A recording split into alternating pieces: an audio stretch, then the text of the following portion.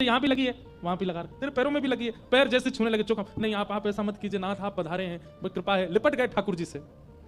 ठाकुर जी बोले तू इतना नाराज क्यों हो गया? बोले नाथ ऐसा व्यवहार, मैं कितने भाव से आपके लिए फल लेके आया था। आप ये हमेशा आपके पास रहने वाले इन लोगों को आप क्यों नहीं समझाते हो कि आप तो प्रेमियों के हो? ठाकुर जी बोले मैं गीता में कहता हूं, ये यथामाम प्रपद्यन्ते ताम्स तथैव भजाम्यहम्। मुझे जो जैसे भजता मैं उसको वैसे ही मिलता हूं। ये लोग मुझे पाषाण मानते हैं, ये लोग मुझे मूर्ति मानते हैं, ये लोग मुझे पत्थर मानते हैं, इसलिए ना इनके आगे मैं बोलता हूं, ना चलता हूं, ना खाता हूं, ना कुछ नहीं करता, ऐसे खड़ा रहता हूं। लेकिन तू मूर्ति नहीं मानता इसलिए तेरे लिए चल के आ गया। जना भाई मुझे मूर्ति नहीं मानती, उसके हाथ से खाने जाता हूं मैं।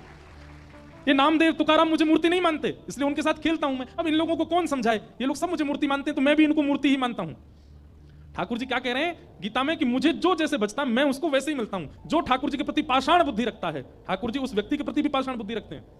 फिर वो व्यक्ति कहता है ना, हे ठाकुर जी मेरे जीवन में बहुत कष्ट संकट आ रहे हैं। ठाकुर जी भी कहते होंगे पाषाण को कोई कष्ट संकट नहीं होता, तू पाषाण ही तो है।